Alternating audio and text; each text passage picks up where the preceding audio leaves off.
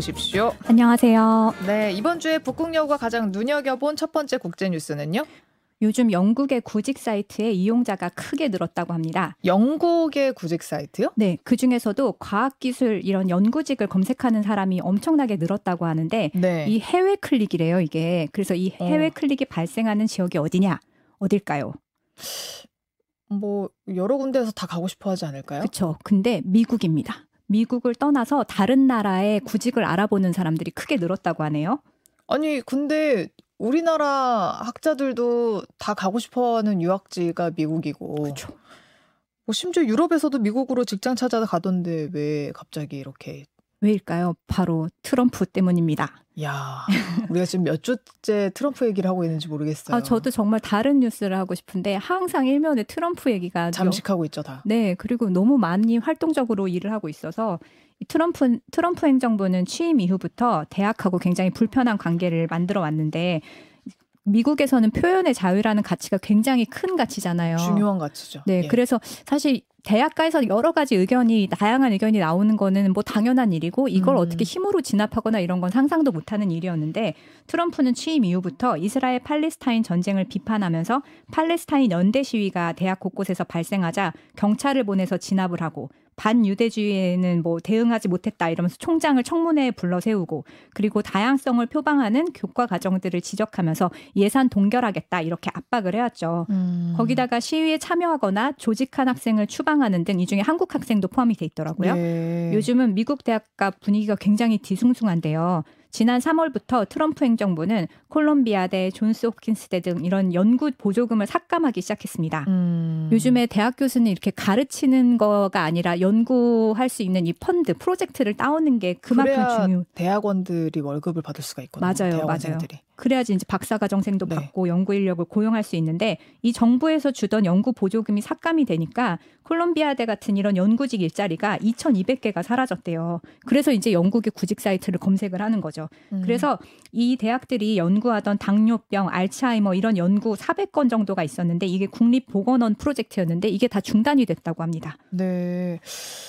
트럼프가 대학에 뭘 요구를 한 거예요? 이게 정말 황당해요. 4월 3일에 연방교육부 등 이렇게 3개 기관이 하버드 대학교에 합동 서한을 발송을 했어요. 그래서 요구사항을 쫙 써놨는데 그중에 눈에 띄는 게 마스크 착용 금지. 왜요?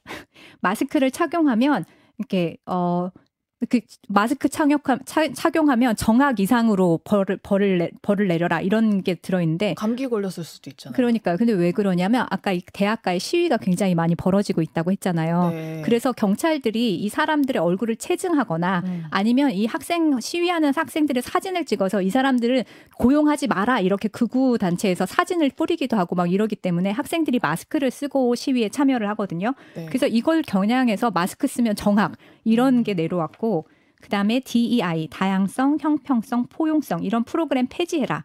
그래서 이게 뭐냐면 우리로 치면 무슨 소수민족을 배려하거나 아니면 뭐 지역 출신을 우대하거나 뭐 성적 지향 등 이런 거에 대한 포용성, 뭐 우대 이런 거 다 폐지해라. 그리고 대신에 이 대학가에 너무 진보적인 의견이 다수를 점하고 있는데 보수적인 목소리도 자연스럽게 낼 수 있도록 의견의 다양성을 보장해라. 이런 게 있었고 거기다가 국토안보부에서는 하버드대의 국제학생이 지금 6,793명이 있대요. 전체의 27% 정도를 차지하고 있는데 이 학생들의 신상 기록을 제출해라. 왜냐? 미국적 가치에 적대적인 학생을 추방하기 위해서 사전으로 조사를 해야 된다. 이렇게 얘기를 했어요. 그래서 하버드 대학교의 총장인 알란 가버가 정부가 대학 교육 내용을 통제하는 거 나 받아들일 수 없다. 이렇게 거부를 했더니 트럼프가 SNS에 하버드는 학문보다 사회활동, 운동을 더 중요시한다면서 정치적이고 이념적이고 테러리스트에게 영감을 받는 그런 곳이 됐다.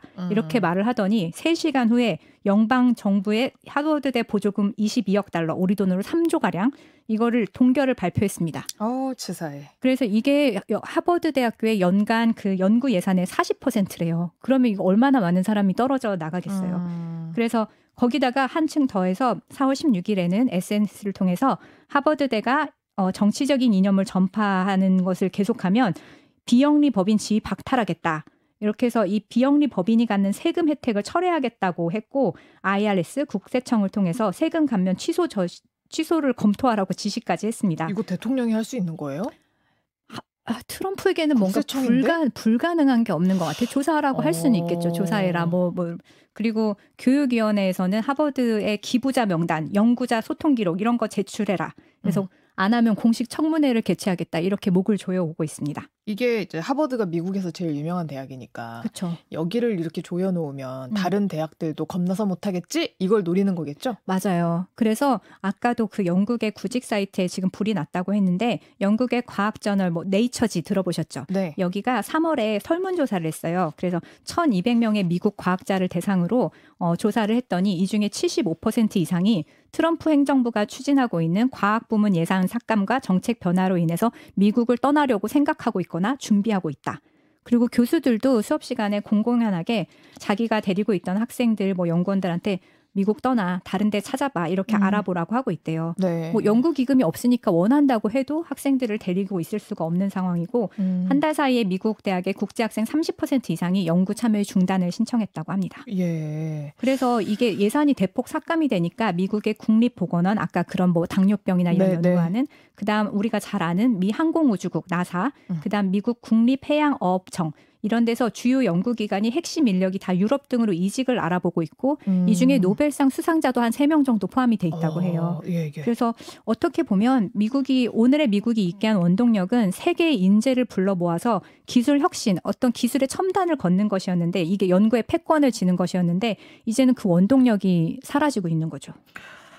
지금 사실 막 AI가 난리가 나면서 여러 나라들이 과학, 기술, 인재를 데리고 가려고 맞아요. 호시탐탐 노리고 있는 상황에서 맞아요. 너무 좋은 기회 아닙니까? 다른 나라들은? 그러니까요. 우리나라로도 좀 많이 왔으면 좋겠어요. 그러니까요. 진짜로 그랬으면 좋겠는데 지금 다른 나라가 얼마나 발빠르게 움직이고 있느냐 하면 일단 중국 아시죠? 중국은 한 사람당 일단 100만 달러씩 주면서 모셔오고 거기는 있고. 진짜 장난 아니죠. 네. 그리고 R&D 예산도 거의 10배 이상을 증액을 했어요. 그리고 지금 당장은 영어 문화권으로 사람들이 알아보고 있는 모양이에요. 그래서 영국, 캐나다, 호주, 아일랜드 이런 쪽으로 문의가 많이 오고 있는데 말씀하신 것처럼 이 미국의 위기는 누군가의 기회인 거죠. 그래서 보건, 기후변화, 다양성 이렇게 트럼프의 표적이 된 분야의 인재를 유치하기 위해서 아예 EU에서는 그 EU 집행위원회를 통해서 EU로 이주하는 연구자를 위한 연구 지원 예산을 2배를 늘렸다고 합니다. 우리나라도 빨리 해야 될 것 같은데. 그렇죠. 급해요. 네. 지금. 나라별로는 더 구체적으로 진행 중인데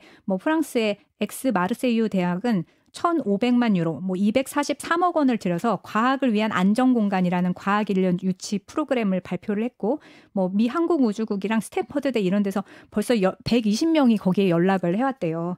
그리고 벨기에, 독일도 과학자 교류 프로그램 예산을 추가하고 있고, 이번에 아예 독일의 보수당, 사회민주당 연정을 했는데 공약이 연구자 1,000명 우리가 데려오겠다. 이런 공약을 내세웠을 정도입니다. 그래서 나라별로 세금 상담, 이민과정 상담 이런 구체적인 컨설팅도 지금 제공을 하고 있다고 하네요. 네.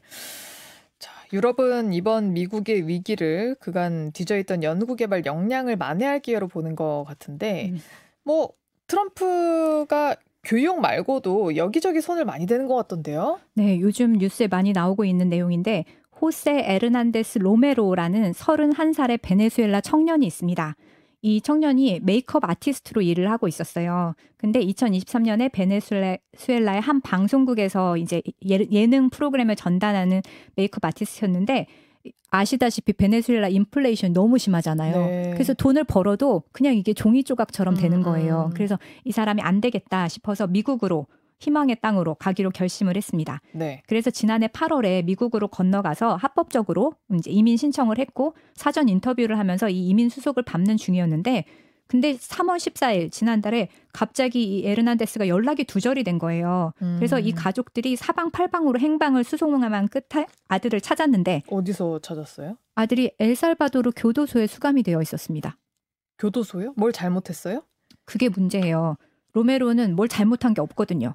로메로 말고도 갑자기 미국에서 추방이 돼서 엘살바도르 교도소에 수감된 사람의 수가 300여 명 정도 되는데 이 사람들 대부분이 불법 체류자 또는 조직 범죄단에 소속된 범죄자. 근데 로메로는 불법 체류자도 아니고 갱단에 소속된 범죄자도 아니었어요.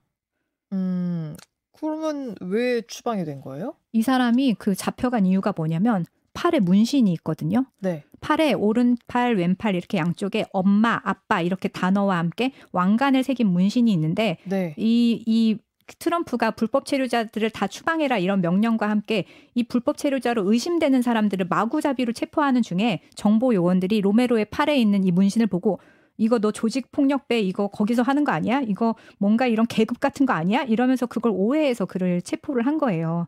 그래서 이번에 포함된 추방된 상당수 중에 범죄 혐의 입증도 없고 소명기에도 없고 이렇게 아무런 절차 없이 감옥에 수감된 사람이 많았고 일부는 이렇게 정말 뭐 무고한 사람이거나 아니면 단순하게 절도라든지 무전취식이라든지 이런 경범죄를 진 사람도 있는데 이렇게 졸속으로 추방이 진행되다 보니까 정말 무고한 사람들이 이 안에 막 포함이 되어 있는 거죠. 아니 적법 절차도 없이 아무리 뭐 범죄자로 의심이 된다고 해도 사람들을 이렇게 체포해가지고 감옥에 가둬놔도 되는 거예요? 그러니까요. 옛날 무슨 왕이 뭐 당장 가둬라 막 이러는 것도 아닌데 2025년 초에 취임하자마자 트럼프 대통령은 미국 내 범죄자로 추정되는 이민자들을 엘살바도르의 초대형 감옥으로 집단 추방하겠다 이런 공약도 했고 실제로 시행을 해왔어요. 근데 이 법정 근거 아무 적법 절차 말씀하셨는데 이 근거가 뭐냐? 1798년 18세기에 제정된 적국 국민법이라는 법을 들고 나왔습니다. 이 법이 뭐냐면 전쟁 시에는 대통령이 적국의 국민을 신속하게 구금하거나 추방할 수 있도록 허용하는 아주 매우 제한적인 상황에서만 쓸 수 있는 법이에요. 그래서 이게 1776년 7월에 미국이 독립선언을 했고 이제 1789년에 조지 워싱턴이 대통령으로 취임을 했으니까 그 무렵에 만들어진 법인데 이때는 미국이 독립전쟁을 치른 지 얼마 되지도 않았고 여전히 불안한 상태라서 다른 나라에서도 침략 전쟁이 벌어지는 시기였거든요. 그래서 미국 영토에 다른 나라랑 협력하는 사람이 있을까 봐 그래서 만들어낸 법인데 이게 14세 이상 미국 시민이 아닌 사람, 적국의 시민을 구금하거나 추방할 수 있는 법입니다. 이게 실제로 발동된 적이 있어요? 3번 됐대요. 3번 됐는데 1812년하고 그다음에 1차, 2차 세계대전 때 그래서 이 세계대전 당시에 전쟁 상대국이었던 일본, 독일, 이탈리아인들이 미국에 있는 이 사람들이 혹시라도 적하고 뭐 내통을 하거나 그럴까 봐 이 사람들을 구금하는데 사용됐던 법이라고 합니다. 근데 이게 지금은 전쟁 중이 아니잖아요. 그러니까요. 그래서 지금 여러 법학자들은 이 조항을 불법 체류자 추방에 쓸 수 있는지 이런 반대 의견도 나오고 있어요.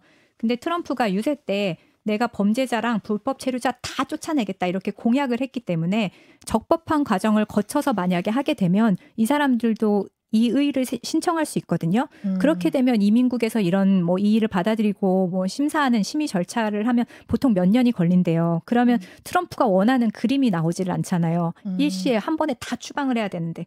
그래서 전쟁 시에만 쓸 수 있는 이 18세기의 적국 국민법을 모든 절차를 우회하기 위해서 들고 나온 거죠. 와, 이걸 어떻게 벌했으면 좋겠는데. 그러니까요. 미국은 대통령에 대한 불소추 특권도 없다며요. 그러니까요. 지난번에도 여러 가지 차지가 있었는데 다 해결이 됐잖아요. 엘살바도르 감옥은 근데 뭔가 듣기만 해도 우리가 느껴지는 감정들이 있잖아요. 그쵸. 뭔가 무시무시할 것 같고. 근데 실제로 죄수의 인권 침해로 악명이 높은 곳이라면서요? 맞아요. 정식 명칭이 엘살바도르 테러범 수용센터.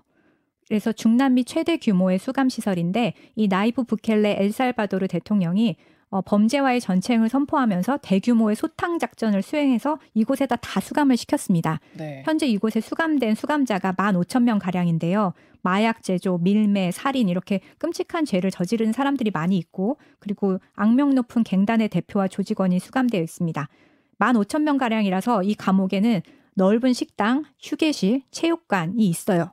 근데 이 시설은 다 수감자가 아니라 교도관을 위한 겁니다. 그래서 이 수감시설은 교도관만 2,000명이 있는 곳인데 이 감옥은 목표가 교화가 아니라 격리예요. 사회에서 완전한 격리. 그리고 여기에 있는 사람들은 달라질 거다, 갱생이 될 거다 이런 생각도 전혀 하지 않아요. 그래서 이 죄수들은 여기 수감된 죄수들은 24시간 중에 하루 24시간 중에 23시간 30분을 방에 있어야 돼요. 하루 30분 이것도 야외도 아니고 복도에서 왔다 갔다 하는 운동 이것만 허용이 되고요. 방 하나에 65명에서 70명이 수감이 돼 있대요. 예. 그래서 물도 이 물탱크에서 떠서 마시게 돼 있는데 이 물로 샤워도 하게 합니다. 그러니까 정말 비인간적인 곳이고 또 엘살바도르 인권단체에 따르면 지난해 1월부터 6월까지 최소 174명의 죄수가 고문을 당하거나 살해됐다고 해요. 그래서 6개월간? 네, 6개월간 거의 사망한 200명 정도가 감옥에서 죽어 나온 거죠. 와. 그래서 이 유엔 고문 방지 위원회에서 이 엘살바도르 감옥을 콘크리트와 강철로 만든 지옥이다 이렇게 부를 정도였습니다. 그 사진 중에 엘살바도르 대형 수용 시설에서 대기 중인 수감자들에서 우통 다 벗고 맞아요. 그 머리에다 손 얹고 이렇게 막 진짜 다닥다닥 붙어 있는 그 맞아요. 사진 기억하실 거예요. 맞아요. 그렇게 산다는 거 아니에요? 네, 그거예요. 그리고 일부러 그 사진을 찍으려고 그 트럼프가 임명한 국토 그 안전관리 그 장관이 가서 그 앞에서 사진을 찍었죠. 와. 근데 그 안에 이렇게 무고한 사람들이 포함이 돼 있는 거예요. 자, 트럼프 대통령이 국민 안전을 명분으로 인권 법치주의 훼손을 하고 있는 상태인데 근데 무고한 사람이 갇혀 있는 거잖아요. 네. 미국 법 체계가 어떻게 됐길래 이거를 그냥 눈을 감고 있는지. 이게 강제 추방이 이루어진 직후인 3월 16일부터 연방 판사가 추방 중단 명령 그리고 출발한 비행기 회항시켜라 이렇게 명령을 했어요. 근데 트럼프 행정부는 비행기 벌써 떠서 못 돌린다 이렇게 회피를 했고 또 명령 직후에도 다음번 비행기를 출발을 시켜서 실제로 법원의 명령을 그냥 무시했습니다. 그래서 이후에 지방 법원이 에르난데스 로메로 아까 그다음에 아브레고 가르시아 이런 무고한 피해자들의 송환 그다음 추방자 전원에 대해서 적법 절차를 보장을 명령을 했는데 대법원이 바로 어제 19일에 이 추방 중단 명령 송환 명령을 했는데 트럼프는 계속 미국 밖이라서 송환할 권한이 없다 이렇게 명령 이행을 거부를 하고 있어요. 네, 반응은 어때요? 법원의 판결에도 불구하고 트럼프 대통령은 최근에 이 부켈레 엘살바도르 대통령하고 회견을 하면서 지난번에는 내가 외국 국적 범죄자를 보냈는데 이번에는 미국 국적 범죄자도 그냥 싹 다 엘살바도르로 보내버렸으면 좋겠다 이렇게 발언을 했습니다. 그래서 미국 내 인권단체, 이민자 가족, 민주당 정치인, 심지어 엘살바도르 현재 인권단체까지 나서서 무고한 사람까지 이렇게 범죄자로 몰아서 인권을 침해한다 이러면서 강하게 반발을 하고 있고 또 대법원이 19일에 토요일에 이 적대법을 이용해서 불법 체류 외국인 추방하는 거 일시적으로 중단을 시켰어요. 일단은. 그래서 지금은 그리고 만약에 이거 무시하고 계속하면 행정부 관계자에게 형사처벌하겠다 이렇게 법원이 경고를 한 상황인데 사법부와 행정부가 견제를 넘어서 이렇게 헌법적인 충돌이 일어나고 있는 거잖아요. 네. 근데 입법부도 지금 공화당이 장악을 하고 있어서 트럼프를 견제할 수 있는 공식적인 권력은 사법부가 유일한 셈입니다. 근데 사법부가 힘을 전혀 못 쓰고 있어. 해도 지금 무시를 하고 있는 상황이라서 어떻게 네. 될지를 모르겠어요. 네. 근데 엘살바도르가 미국이 아니에요. 그렇죠? 그렇죠. 다른 나라죠. 대통령도 있고. 근데 왜 미국의 사람들을 이렇게 받는 거예요? 이게 사업이에요. 산업. 그래서 미국 안에도 네. 민간 수용소들이 많잖아요. 있죠. 그때 왜 엘살바도르까지 가는 걸까요? 일단 트럼프가 다 추방하겠다. 불법 체류자 다 나라 밖으로 추방하겠다. 이런 공약을 했을 뿐이 아니라 이 엘살바도르가 굉장히 악명 높은 곳이고 그래서 이 300여 명의 인원을 감옥에 수용하는 대가로 엘살바도르는 연간 600만 달러 한 87억을 받는데 미국보다 여기가 훨씬 싼 거예요. 그렇게 치면. 이 수감하는 비용이. 그래서 마치 어떻게 보면 돈 많은 나라가 가난한 나라에 폐기물 수출하잖아요. 그렇게 범죄자 또는 이런 사람들을 제3국 감옥에 추방을 하는 게 국제법이나 인권 원칙을 위반하는 거 아니냐 이런 비판이 일고 있고 범죄자뿐만 아니라 이렇게 무고한 사람들까지 좀 gat혀 있는 거니까. 맞아요.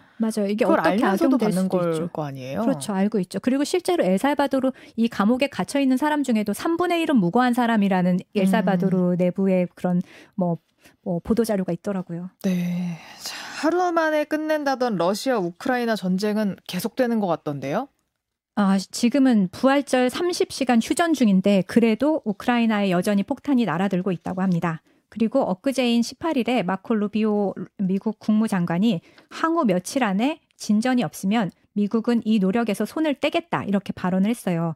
러시아와 우크라이나 간의 중재를 그만두겠다 이런 얘기인데 황당한 거는 같은 날 미국은 우크라이나와 강물협정을 체결을 한 거예요. 양해각서를 MOU를 체결을 했던 거죠. 네. 그래서 본협정은 다음 주 안으로 체결될 거라고 하는데 여기에는 트럼프가 요구했던 우크라이나 재건을 위한 150조 1,000억 달러의 투자 규모 펀드가 포함이 돼 있는데 지금 중국이 히토류 수출 제한을 발표를 했잖아요. 그래서 미국은 어떻게든 히토류를 확보할 수 있는 다른 채널을 뚫어야 되기 때문에 우크라이나를 그렇게 보고 있는 것 같아요.